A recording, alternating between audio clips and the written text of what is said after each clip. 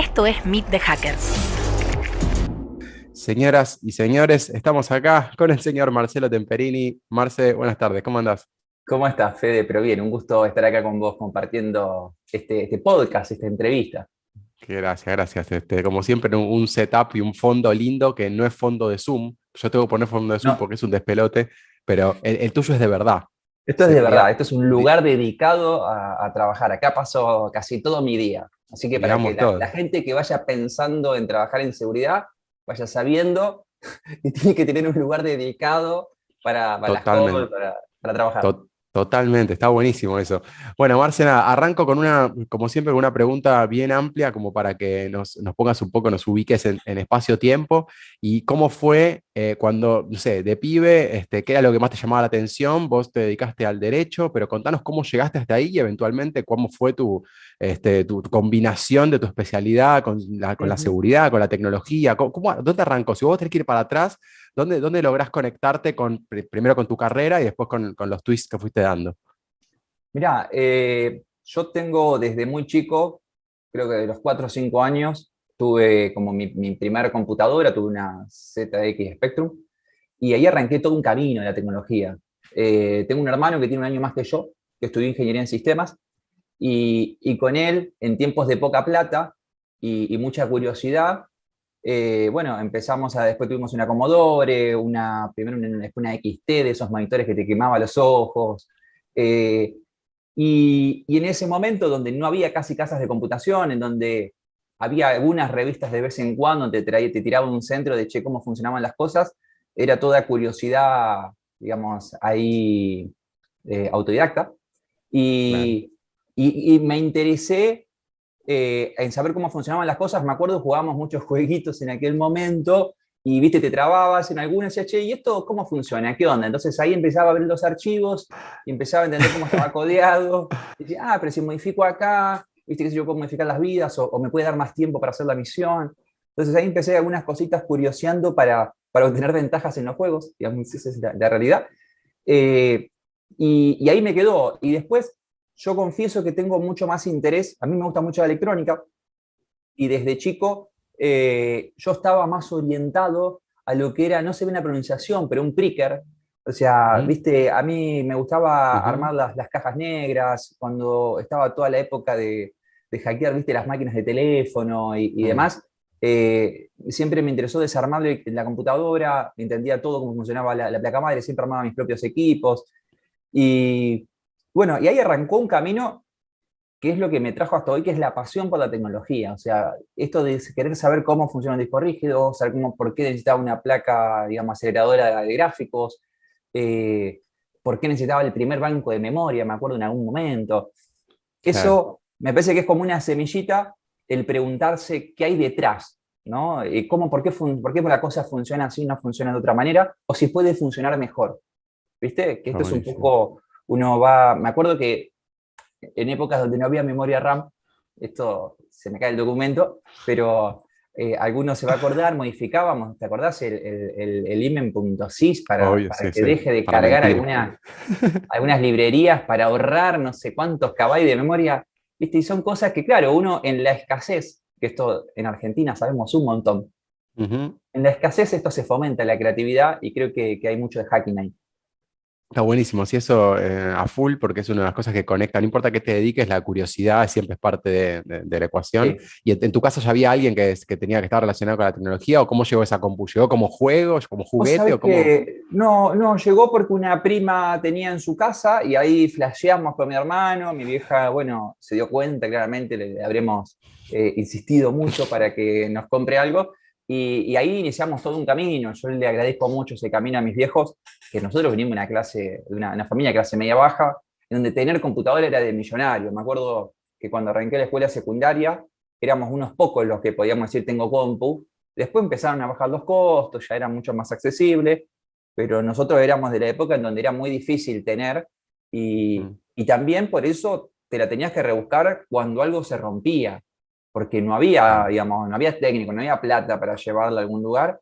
Entonces, claro, y podíamos pasar meses con el equipo roto, que se claro, desarmaba pieza por pieza, fijándote capaz que había cambiado un capacitor, ¿viste? Cosas así. claro, claro, claro. Qué interesante, ¿no? Porque aparte, pareciera como que en algún punto todos nos hemos conectado con esa época, no importa en qué momento hayamos arrancado, un poco antes, un poco después, pero esa parte donde paría, no sé, para una computadora tenías que ir a la casa de un amigo que por ahí el padre trabajaba de algo más techi o algo más, o tenía más plata, entonces se compró la Sí, última compu, y la última compu por ahí un poquitito más grande, pero era como tipo el furor del barrio, así que no sé cómo sí. era. ¿Vos naciste en Santa Fe?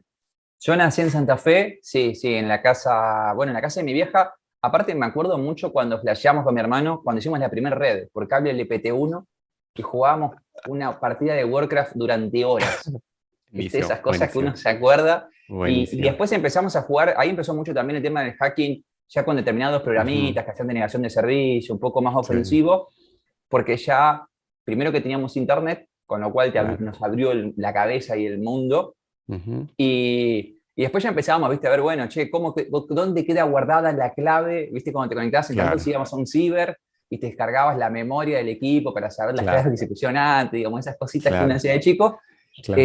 Me acuerdo, mira lo que te iba a contar, viste que para tener internet necesitábamos el tono del teléfono y Claro. obviamente mi vieja nos mataba porque, viste, levantaba el Sí, sí, tubo y sí. ya sabía, viste, No había te ruido cobraba. modem Sí, sí, y nos cortaba internet. claro. Y yo ir por los techos del barrio con dos alfileres, teníamos un cable muy largo con un teléfono viejo y yo pinchaba los dos cables de teléfono para ver si teníamos tono. Entonces íbamos tomando tono el Bien, teléfono de los bien. vecinos para poder tener un poquito de internet. Eran cosas, a ver, experimentales que uno quería saber Totalmente. hasta dónde podía hacer. Totalmente, buenísimo. ¿Te acordás más o menos de qué año estamos hablando? O sea, ya el documento se cayó, así que ya está. Mirá, tengo 37 años, soy del año 84, habré tenido para esa época 10, 12 años, capaz que menos, 8 años. Sí, sí, nosotros Bien. el tema de la tecnología lo tuvimos siempre y me parece que también es un camino que hoy es difícil que las nuevas generaciones lo tengan, digo, me pongo a comparar, porque hoy viene todo tan enlatado, Ujú. ¿viste? Todo Tan resuelto, user claro. friendly y no te deja, porque uno quizás tiene la misma curiosidad, pero hoy está todo mucho más Claro, cerrado. Antes las cosas claro, venían así nomás, digo, no había que hacer tanto esfuerzo, qué sé yo, para entrar a ver el código fuente de un juego. claro, ¿Viste? claro, Hoy claro, hay totalmente. cifrados que te la complican mucho, ¿viste? Hay Claro, un nivel de claro. protección de la propiedad intelectual que te la hace más difícil. Por supuesto, y tiene todo el sentido, claramente, ¿no? Por Sí, esa sí. gente que lo hace profesionalmente. Y después fue progresando esto, hiciste primaria, secundario, ¿hiciste algo técnico o el secundario hiciste bachiller? Sí, ¿Cómo fuiste? soy técnico electromecánico Ah, y la verdad es que, bueno, que a mí esa carrera me ayudó mucho. Mi cercanía con la tecnología hizo que, bueno, me empezó a gustar mucho AutoCAD, como yo en la escuela técnica tenemos que hacer muchos planos. Bueno, era bueno en haciendo cosas 3D. Cuando descubrí el mundo de 3D, flashé también un montón y de hecho quería estudiar eso. Yo quería estudiar para ah, hacer, viste, los renders por claro. computadora y todas esas cosas. Pasa que era muy difícil, desde Santa Fe había muy pocas opciones de capacitación para la gente del interior. Y Mm, aparte de eso, ni siquiera era una carrera universitaria, eso eran un cursos y cosas curso. así. Dio la vida en que yo entro a la carrera de Derecho, entro a abogacía, queriendo especializarme en Derecho Informático. O sea, mi única Wow, finalidad de entrar a Derecho era hacer wow. Derecho Informático. Y, y a los 6 meses me aparece un trabajo en una empresa de ingeniería que necesitaban un dibujante profesional de AutoCAD. Y ahí empecé a laburar y también ahí todo lo que yo tenía de tecnología lo exploté en la ingeniería y ahí Wow. desarrollé mucho sobre AutoCAD, 3D Studio, una cosa que me encanta la Claro, ingeniería, que hay mucho también ahí, hay mucho para hackear, porque el fondo de la claro. ingeniería es matemática y es productividad y es eficacia, es un camino hermoso. Y hice la carrera, yo siempre trabajé, hice la carrera a la par, y me hice investigador desde muy chico, que eso es algo que me gustaría dejar para la gente que está mirando esto, que mi camino hacia la especialización, a lo poco que puedo saber hoy, tuvo mucho que ver con la investigación. Pero con la investigación, en onda, te acercás a un congreso de lo que a vos te gusta y empezás a leer papers y empezás a escuchar a alguien que habla sobre lo que a vos te interesa. Y para mí fue un ejercicio enorme ponerme a escribir un artículo Mm, porque te obliga, el papel, digamos, te obliga a profundizar más y aprender más. Empezás a entender cómo funcionan los artículos académicos, de dónde viene el conocimiento de la ciencia, qué podés afirmar, qué no. ujú. Y eso me parece que después te da un montón de ventaja. Yo arranqué ese camino a los 20 años Mirá, y, yo mucho antes de ser abogado, porque yo me recibí a los 26 años de abogado, yo participaba en los congresos de la JAIO, de las Jornadas Argentinas de Informática, en el Simposio Informática y Derecho. Participaba como conferencista, pero como técnico, como informático. O sea, yo era dentro del mundo de los abogados, Marcelo era el informático. Y muchos me siguen viendo así. De hecho, yo me recibí de abogado y muchos no me reconocen como colega del derecho, Mirá sino qué que me loco. ubican como alguien que es tecnológico, digamos, un informático. Claro, qué loco. Claro. Y creo que en mi rubro me ha dado mucha ventaja, porque creo eso firmemente de que, no sé, pretender investigar delitos informáticos o hablar sobre prueba informática y demás, sin tener un conocimiento real de la información que hay atrás, me parece que te quita un montón. Entonces, lo digo para los que sean abogados, abogadas que les interese, a mí me sé con la tecnología, porque me parece que son, digamos, son dos cosas que las tenés que tener súper incorporadas. No sé, a mí me da cosa cuando escucho a un abogado, una abogada que habla no sé, del delito de acceso, digamos, indebido a un sistema, y no entiende lo que pasa ahí atrás. Digo, Claro. a mí me causa muchísima curiosidad, siempre me causó. Bueno, de hecho vos sabés, y desde la Ecoparty también llevamos adelante toda una movida de despenalizar a los investigadores en seguridad. Digo, aquel que realmente tiene conocimiento y accede a un sistema para comprobar la vulnerabilidad, no por lo que está atrás, digo, que esto es difícil de explicarlo. Claro. Bueno, hay todo, hay un camino que está bueno para recorrer. Interesante, interesante. ¿Y en algún momento tuviste algún debate con, bueno, me dedico a derecho o me dedico a ingeniería o algo más técnico, algo intermedio? ¿Cómo fue o fuiste directo a derecho porque te copaba también? No, tuve el debate, sí, porque mi camino era la ingeniería, porque venía de una escuela técnica. Lo que pasa es que mi hermano, que tiene un año más que yo, eligió la facultad, un año más que yo, antes. Y él Claro. eligió Y ingeniería en te dijo, sistemas. es una trampa, te dijo. No, vos sabés que eso fue por otro lado, porque yo no quería ir a la misma facultad que mi hermano. En ese momento Buenísimo. teníamos una relación de hermanos, ¿viste? Mira, Bueno, yo quería cierta independencia, quería claro, vivir otro camino. Y claro. acá en Santa Fe, la ingeniería en ese momento solamente estaba en la UTN, que era ingeniería en sistemas, porque después la UNL tuvo ingeniería en informática, pero bueno, ¿sabés? Aparte de lo que vi, Fede, vi que en derecho informático había mucho más por descubrir. Claro, ¿Viste cuando vos ves desafíos claro, y vos decís, a mí me gusta claro. cuando hay más preguntas que respuestas, porque me Mm, parece que sobre eso se puede elaborar un montón. No sé, capaz que digo, siempre hay cosas para desarrollar, pero no sé, si te metes en derecho inmobiliario, poner derechos claro, reales, que ya hay claro, 500 años de derecho escrito, es más difícil innovar. Pero en derecho claro, informático, en donde en Argentina había 2 o 3 libros, y en claro. donde la tecnología venía a pasos agigantados planteando Ujú, desafíos al derecho, sigue habiendo al día de hoy un montón de preguntas sin respuesta. Digo, que esto, para mí, con la curiosidad que tengo y con el sentido del investigador, digo, te plantea un montón de posibilidades, claro, porque el derecho tiene que dar respuesta. Podrán ser justas o injustas, Ujú, adecuadas o inadecuadas, pero respuestas tiene que haber. Digamos, totalmente. que eso me parece que está bueno. O yo siempre trato de invitar a los que estén en el rubro del derecho a que se sumen a la movida del derecho informático, que aparte, así como pasa en seguridad, y que es lo que un poco muestra la Hack Academy, hay muchos rubros para meterse, porque yo me metí en derecho informático sin saber qué tan profundo era el pozo, Mm, diría Morfeo. Y ahí lo conocí a Maxi. Maxi lo claro. conocí en el 2000, capaz, no sé qué año. No, te miento. Era el año donde se estaba la ley de delitos informáticos, 2007, 2008, 2008. y ahí Maxi me propone, fíjate, Maxi un emprendedor increíble, él quería trabajar en seguridad y en Santa Fe no había empresa de seguridad. Y dijo, vamos a hacer la nuestra. Y me dice, yo ya averigüé sobre vos y sé que a vos te gusta la tecnología y si mezclamos seguridad y derecho tenemos ventajas por los otros. A full. Bueno, y nos metimos a elaborar en seguridad, algo que fue súper difícil en Santa Fe al principio, pero con las ganas de hacerlo. ¿Viste? Que esto también Mm, creo que demuestra que aparte, sin inversión, sin nada más que conocimiento, porque esto también es algo de los nuevos emprendimientos, que no hace falta comprar equipos, mm, ¿viste? Grandes inversiones como para poner una empresa, sino que claro, hace claro. falta tener ganas ideas y energía. A full, a full. ¿Y qué fue lo que te encontraste en qué parte del camino te costó más, digamos, del recorrido, ya sea profesional o cuando estabas estudiando? ¿Hay algún momento en que haya dicho, no sé si paso esto Claro. porque estaba complicada la vida o porque lo que sea? ¿Algo que quieras contarnos de eso? Sí, a ver, creo que en los primeros años de asegurarte acá en Santa Fe fueron terribles. Pasamos 3, 4 años sin venderle nada a nadie. Creo que habíamos vendido Wow, un par de auditorías. Eh, lo loco es que nosotros estábamos convencidos de que era el futuro, o sea, capaz que no era en ese momento el presente de Santa Fe, sí era el presente en otros claro. lugares del mundo, no en Santa Fe. Pero nosotros estábamos convencidos que queríamos hacer eso. Y creo que eso para nosotros fue difícil, porque de hecho teníamos que vivir de otra cosa. Claro. No vivíamos de la seguridad durante muchos años.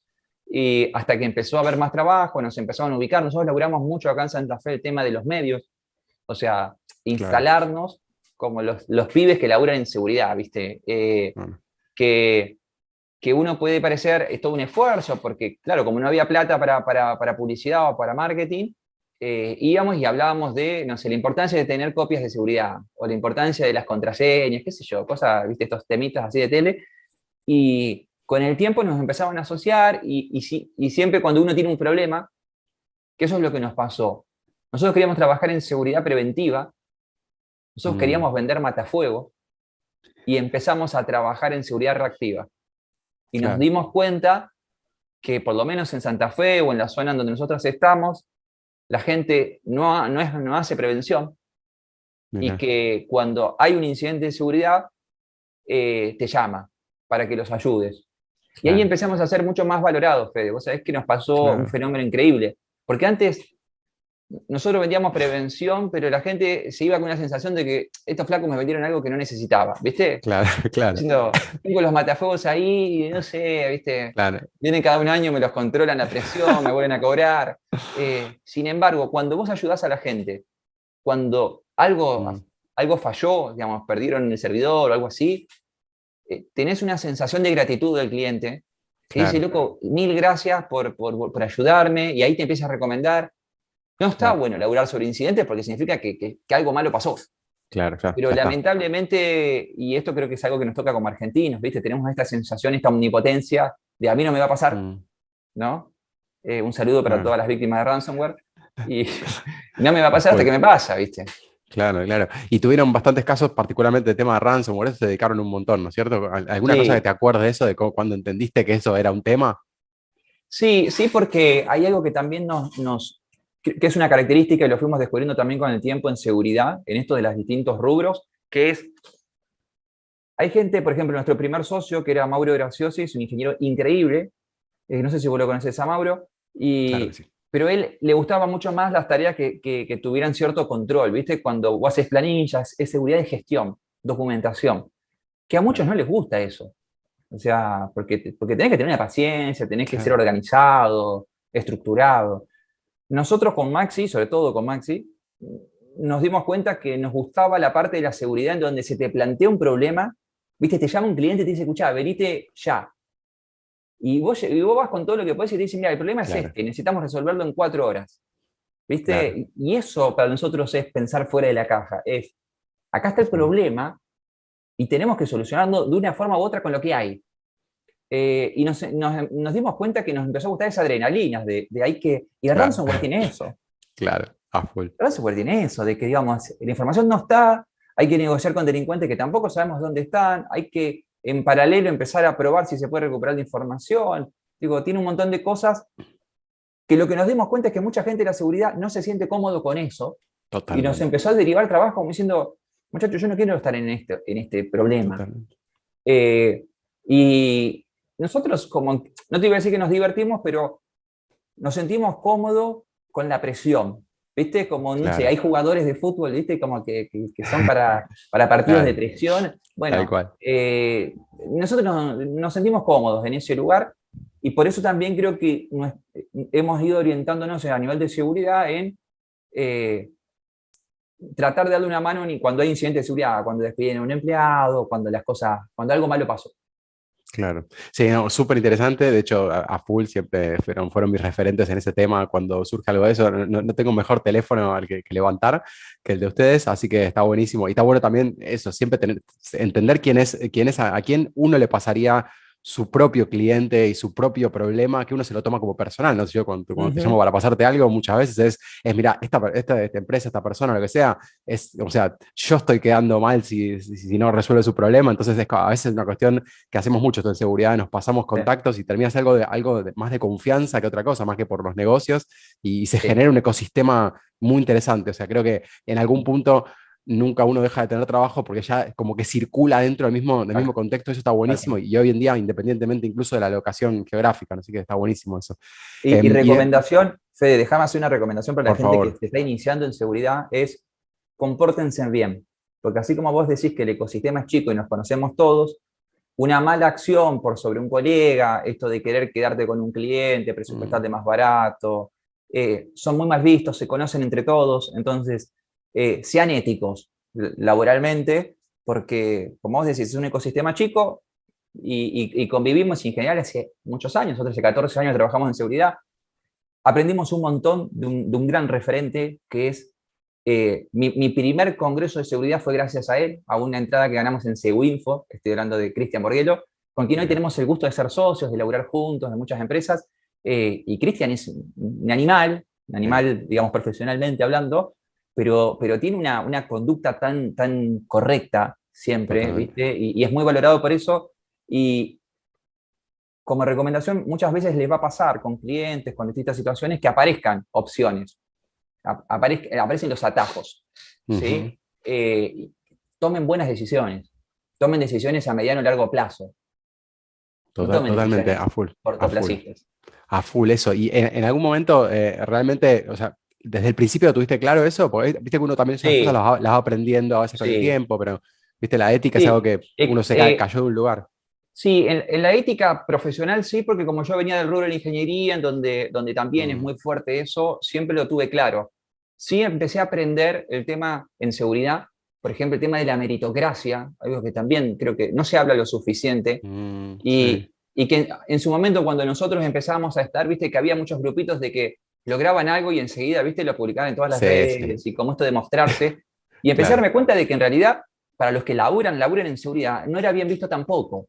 Porque totalmente. una cosa es para la tribuna, para la gilada, para, Claro, ¿viste? claro. Pero, no sé, autopresentarse de una determinada forma, ya, ¿viste? Mm, Eso también es mal visto, digamos, hay que tener mucho cuidado. Y hoy, con la exposición que hay, cualquiera te busca en las redes y ve más o menos, no sé, qué estás tuiteando, qué estás diciendo, y enseguida se va a dar cuenta, no sé, si estás vendiendo humo o si realmente hay conocimiento ahí de fondo. totalmente, Que totalmente. Sí, sí. lo que mejor le puedo recomendar es háganse fuerte en el conocimiento, que es lo que no te saca nadie, digamos. Porque está buenísima las certificaciones y todo. Taj Academy hoy es una opción, creo, que te da ese conocimiento organizado, porque Ujú, lo que nosotros tuvimos que hacer es aprender mucho de Internet, aprender de libros, claro. aprender de conferencias. Nosotros tuvimos que recibir la información, digamos, así como a mí me ha encantado tener profes. Yo me acuerdo que íbamos a, Claro, no sé, eventos en la UTN o algo para escuchar a alguien que venía de Buenos Aires. Era súper difícil ujú, en el interior claro, estar cerca de gente que ya sabía más cosas que nosotros. claro, tal cual, Eh, tal cual. Full. Hoy la posibilidad de estudiar a distancia te facilita un montón. A full. Y hoy cuáles son tus fuentes? ¿O lees redes? ¿A por dónde te informás? Sí, vos sabés que redes sociales mucho no utilizo porque para mí son un foco de distracción enorme, y están Ok, diseñadas para eso. Entonces, claro, claro. tengo las notificaciones todas deshabilitadas, Twitter casi no uso, pero la uso a veces cuando quiero informarme o leer sobre un tema y sé que hay referentes, viste, que llevan posteando algunas cosas. Maxi es mi fuente de información porque él está actualizado en todo. Entonces siempre me dice, che, fíjate que pasó esto, me pasa, viste, algunas cosas. Ujú, Eh, pero en general estoy en el foro de Seguinfo, en donde Cristian ahí va tirando cosas y participo. Para mí, algo que no conté, que me parece que está bueno, yo en ese camino que empecé a estudiar Derecho, eh, empecé a participar en el blog que era el derechoinformático.com, que para los que no lo conocen es como uno de los sitios de derecho informático más conocido de Latinoamérica, fue creciendo mucho, me involucré mucho y fui socio de ese sitio de internet. y generé revistas electrónicas, posgrados, conferencias. Ahí aprendí un montón, conocí un montón de colegas. Yo agradezco esa oportunidad que me dio Guillermo Zamora, que yo teniendo 20 años no me conocía a nadie, y el tipo confió en mí, y la verdad es que crecimos un montón juntos. Y la terminé dejando esa comunidad con mucho dolor y por una forma de ser de los abogados. Y lo cuento brevemente. Yo, como vengo del palo de la tecnología y de la informática, yo estoy acostumbrado a un sentido de comunidad en donde la gente pregunta y otros responden, en donde Claro, yo coopero, en donde entre todos construimos conocimiento. claro. Para mí eso es fundamental, construir conocimiento entre todos. Eh, Cuando quise generar esa comunidad en abogacía, en derecho informático por lo menos, me pasó que los abogados, yo era el administrador de la página, entonces yo veía quiénes entraban, la cantidad de visitas y demás, y consumían información, pero no dejaban nada. Entonces me empecé a Claro. dar cuenta que no tenían miedo a preguntar, porque si vos preguntás, sos un Mm, gil que no sabes nada. No querían responder, porque si yo sé más que exacto, vos, estoy avivando giles. ¿Viste? Hay un claro. egoísmo Qué loco. profesional tan grande en la abogacía, no en todos los abogados, porque yo sé que hay Claro, algunos que son súper generosos, claro. abogados y abogadas, pero yo venía del palo de la informática en donde esto es mucho más común. Digo, Mm, no sé, capaz que yo tengo un problema de informática forense y Gustavo Pressman, que es un animal, se toma un minuto y me dice, che, claro. fíjate acá. ¿Viste? Ese tipo de cosas a mí me costó conseguirlas y me frustré mucho en el camino del derecho y me Mm, terminé quedando, no sé, desistí de esa tarea porque aparte me consumía mucha energía y mucho tiempo y me dediqué de lleno a la seguridad. buenísimo, y súper interesante. ¿Y qué encontraste en común? Pues ahí hay una clara diferencia, pero seguramente también encontraste algunos puntos en común entre el derecho o el perfil, digamos, de la persona, del abogado, vamos a decir, y la persona técnica o la comunidad técnica. ¿Encontraste algún punto en el cual te sentías identificado de la Sí, misma forma en los dos lados? mirá, yo le encuentro mucha similitud a la tarea del abogado con la tarea del hacking, pero A mucha, ver, porque para mí un abogado en el marco de un proceso judicial, o, por ejemplo, yo como abogado recibo un cliente y lo que hago es un análisis de vulnerabilidades del caso. Entonces yo veo cuáles son los puntos flacos del caso y veo dónde atacar. Si yo estoy en un proceso judicial, el abogado se convierte en un red team en el sentido claro, de controlar qué es lo que la contraparte hace y ver dónde ataco, y me paso a ser un blue team cuando digo, bueno, yo tengo que estar lo suficientemente sólido para que el otro no me destruya. Hay una, pero el abogado no es consciente de eso. mira, No es consciente de cómo funciona, porque para mí el hacking está en la vida. Digo, claro. yo concibo el concepto de hacker, a mí es algo que me voló la cabeza desde muy chico, eh, cuando entendí lo que hay detrás de esa curiosidad. Yo me acuerdo la primera vez que leí el Jargon File, es como y explicaba el hacking desde la música Mm, y que decía, claro, me acuerdo que citan a Louis Armstrong y dicen, si no entendés el blues, digo, no puedo explicártelo, porque es algo como que uno ya lo entiende o no lo entiende, ¿viste? claro. Nosotros siempre explicamos, a mí me gusta mucho reflejarlo con Favaloro, nosotros, el tema de entender que Favaloro era un hacker del corazón por ser un médico que sabía tanto que pudo encontrar una forma alternativa de solucionar un problema. A Claro, mí me parece que esa es la actitud del hacking totalmente. en la vida. Digo, no importa la profesión que tengas, porque también creo que hay mucho mito en esto de que tenés que ser informático, ¿viste? Mm, Para poder entrar en este ecosistema. Y yo conozco gente de cualquier otro rubro que si vos le explicaras qué hace un hacker, o sea, claramente se entendería en ese rol, claro, porque ha claro. logrado resolver de forma alternativa desafíos de una forma en que nadie lo había hecho antes, de una forma más productiva, más eficiente, más económica. Entonces, me parece que está bueno abrir la cabeza y diversificar un poco ahí el concepto. ¿Y crees que eso se puede transmitir, se puede enseñar, más allá de la parte técnica, ¿no? Digo, lo que hay Sí, detrás, ese finito que vos encontraste, ¿crees que es enseñable? yo creo a ver, creo que la curiosidad de alguna forma está de alguna forma innata. Yo lo veo con chicos, Ujú, con chicos, digamos, no sé, que capaz que todavía no se saben expresar bien y ver la curiosidad de ver cómo funciona algo. Porque yo creo que ahí está la clave. en entender qué hay detrás no sé, del plástico del autito. ¿Viste? ¿Por qué el autito se mueve hacia adelante y no se mueve hacia atrás? Creo que después la academia sirve para organizar los conocimientos y hacerlos más productivos. Porque hay mucha gente que tiene un montón de conocimiento, pero es muy desorganizada y no lo puede canalizar en algo productivo. Entonces, yo creo que es una combinación. Porque, a ver, yo creo que hay algo que es innato, porque si yo le diera solamente libros y conocimiento a alguien que no tiene esa curiosidad, probablemente va a decir, sí, todo muy bien, pero no sé, no me interesa. ¿Viste? Claro. Creo que hay una cuestión ahí, una chispa del interés, de cómo funcionan las cosas, que te tiene que generar algo adentro. No sé, yo siento adrenalina cuando puedo ver cómo funciona el sistema de seguridad, no sé, de las cámaras nuevas que instalé, ¿viste? Y digo, ¿y pero por qué? Claro, porque funciona así, esto tiene un problema, o ahora nos instalé un portón, ¿viste? Automático, y ya estoy viendo cómo está funcionando la frecuencia para ver si puedo hackear mi propio portón. Digo, es una forma que la pensamos. Claro, Digamos, claro. el hacking está en todos lados, digamos, como que yo no lo siento como una cuestión solamente profesional, sino que creo que uno lo lleva y lo traslada a todos lados de su vida, con mayor o menor intensidad.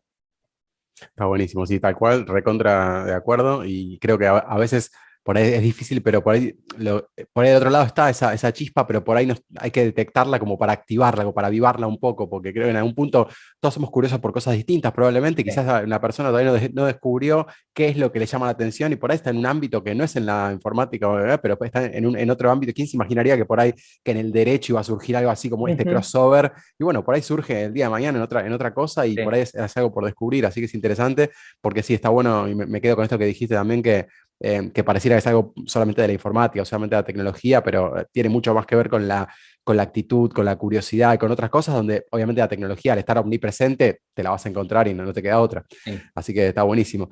Y Marce, ¿cuándo te empezaste a enfrentar a gente a tener que contarle y explicarle cosas? Porque claramente vos tenés un montón de facilidad para eso, o no sé si es por ahí digo facilidad y por ahí te rompiste la cabeza para lograrlo, pero por ahí fue más natural. ¿Cuándo te Ujú. encontraste con empezar a tener que comunicarle vos y transmitir conocimientos a la gente? Mirá, tengo facilidad para hablar y eso ha hecho que como que mi camino así onda como conferencista y demás, arrancó de muy joven, porque arrancó con estos papers. Me acuerdo la primera vez que tenía que presentar un paper, no tenía plata para viajar y de cara dura fui al decano de la Facultad de Derecho a decirle que yo había presentado un artículo, que había sido aceptado, que tenía que ir a exponer, no tenía plata. Y el tipo me dijo, yo te pago el viaje. Me dice, pero en esta facultad tenemos un centro de investigaciones que es para eso. Y hay becas Wow, para gente que hace. Yo no sabía que existía eso. wow, claro. Que esto también está. A mí me parece que hay que aprovechar muchos ecosistemas que hay. Con respecto al tema de la transferencia de conocimiento, a mí me parece súper importante lo que vos decís, Fede. Yo estoy a punto de ser doctor en Derecho y tuve una beca de CONICET para eso, lo cual agradezco mucho porque sin esa beca no hubiese podido investigar tanto como me hubiese gustado cuando recién me recibí de abogado. Y me encontré en el círculo de CONICET un montón de gente que sabe un montón y que no transfiere ese conocimiento. Y Mirá que no vos. quiere adquirir esa habilidad y que se contentan con ser una elite de 3 o 4 que se entienden entre ellos mismos. Y a mí me parece una boludez eso. O sea, lo voy a decir así de llano, porque para mí el único sentido de tener conocimiento es transferirlo. Es como dije al principio, es construir, es que sirva. A mí me encanta la filosofía, ¿no? Y creo mucho en esto de que tiene que haber una hipótesis, una antítesis, y eso va a llevar a la superación. Pero tenés que proponer y tenés que contar lo que vos sabés y transmitirlo al resto. Sobre todo aquello, creo que hay una obligación extra de transmitir conocimiento a aquellos que hemos podido estudiar en una universidad pública, que Totalmente. es un montón. Que para aquellos que conozcan un poco más de la realidad latinoamericana, mundial, a nivel de universidades, nosotros en Argentina tenemos una cantidad de ventajas que no nos damos cuenta hasta que no nos toque ir a estudiar a otro lado. Pero creo que tener el título o la posibilidad de estudiar una carrera de grado, al menos, en una universidad pública, te tiene que generar cierta obligación de decir, escucha, con todo este conocimiento, después devolverle algo a la sociedad. Porque creo que esta es la pata que nos está faltando, de la transferencia de información. Yo realmente creo que cuando voy a un programa de televisión que me cuesta tiempo, tengo que prepararme, obviamente no te pagan nada ni te van a pagar nunca, pero voy con un sentido de, che, si logro que alguno de los que me escuche piense, che, mirá, hay que ponerle un patrón de seguridad o hay que activar el doble factor de autenticación, yo ya estoy. Claro. Porque creo que esa también es la tarea. eh, te transmito algo que, mira, tiene que ver, lo voy a mostrar acá. Esto que está acá, ahí se ve, ese hombrecito que está ahí, es un tatuaje del mito de la caverna de Platón. Mira. Y voy a explicar por qué me parece importante para esto. Porque el mito de la caverna de Platón trata de que aquel que tiene un determinado conocimiento, que es iluminado, que sale de la caverna, trata de la pregunta de si ese tipo tiene que volver a despertar a los otros. Digo, y esta es la obligación de la cual estoy hablando, de que cuando vos tenés una a ver cómo decirlo, cuando vos tenés la posibilidad de acceder al conocimiento y darte cuenta de algo que los otros no se dieron cuenta, que básicamente es la película de Matrix, digo, es Neo que se da cuenta que en realidad la Matrix es como es. Si volvés a contarle a los otros que están dormidos, que están dentro de la Matrix, o te quedás con ese conocimiento beneficiándote vos solo, que ahí es donde está lo que yo repudio, en aquellos que acceden al conocimiento de distintas formas y se los quedan para ellos o para un grupo reducido y se pueden hacer plata con eso. Claro. Entonces, no digo que no hagas plata ni que lo Claro. explotes porque seguramente estudiaste mucho para acceder a eso. Claro. Pero me parece que hay una obligación ahí de intentar despertar a otros.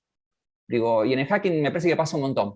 Digo, por eso, bueno, me llamó tanto, siempre cuando conocí a Ecoparty, me llamó mucha atención porque buscaba, creo yo, difundir un mundo que para muchos es como una especie de oscuridad, ¿viste? Porque siempre el hacker ha sido el pibe encapuchado que causaba daño.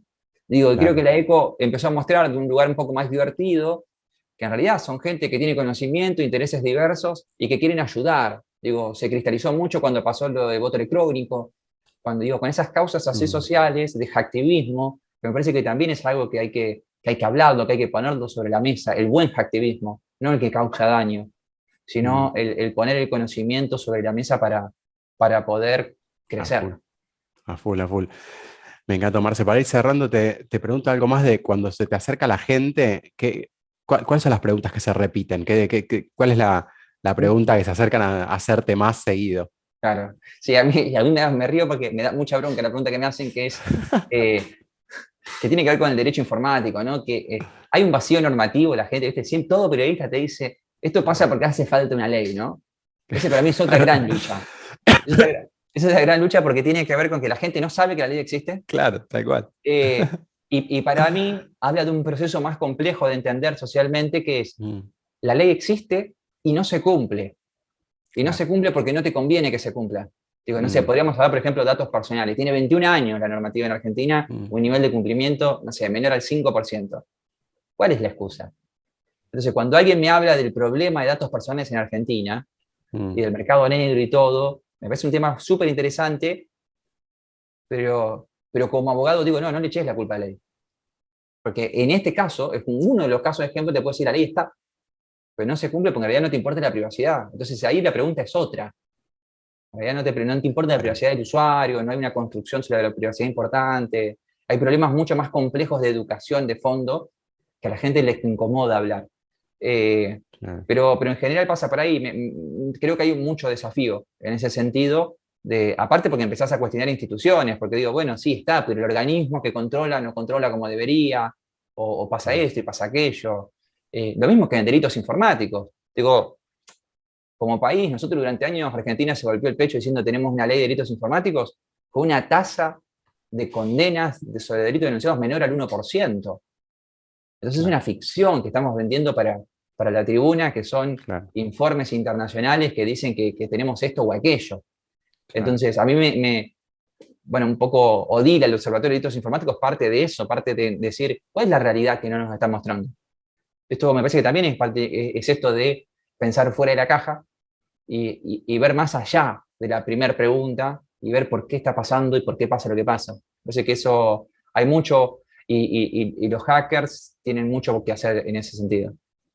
A full, porque creo que hay mucho por hacer y un poco es casi que, obviamente yo también lo siento de la misma manera que vos, lo siento como una obligación, tipo, conozco esto, quiero transmitirlo lo más posible para que llegue a la más cantidad de gente posible, para que todos podamos Sí. acceder a esta información. Y, Y nada, o sea, simplemente, o sea, creo que eso también nos hace más libres, ¿no? Porque poder tomar mejores decisiones, sí, como más sí, informadas, sí, creo sí. que está buenísimo. Y lo último que te quiero preguntar es, ¿cuál es el consejo al revés que vos le das a la gente cuando se acercan con cuestiones de o seguridad o delitos informáticos, algo relacionado con el derecho más profesionalmente, etcétera, o de curiosidad como estudiantes? ¿Qué es lo que a vos te nace transmitirle por algo de todo lo que dijimos seguramente?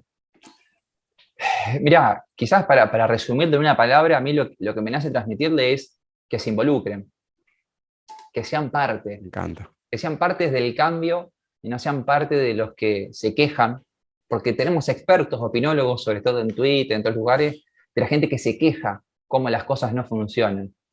Eh, pero no son muchos o son pocos los que hacen algo, ya sea mayor o menor. Digo, capaz que lo que hacer algo significa ir a dar una charla a tu escuela Claro, sobre uso responsable de Internet y prevenir el grooming, qué sé yo, no sé, claro. o en lugar de en tu laburo, plantear el tema de la seguridad, preocuparte por no recolectar datos de más, no sé.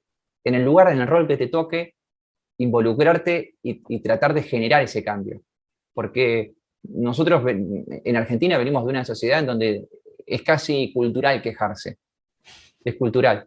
El tema es, ¿qué hiciste para que eso cambie? Digo, yo me siento orgulloso de haber participado y defendido proyectos de ley que después nunca fueron ley, pero digo, yo laburé, puse un montón de mi tiempo, de energía, escribí argumentos, fui y lo defendí, porque para mí se necesitaba tipificar esta conducta que para mí está mal, no sé, en el caso de phishing, nosotros hicimos el proyecto de captación ilegítima de datos confidenciales, no salió, pero el phishing es un problema a nivel mundial y digo, bueno, ¿qué hacemos con eso?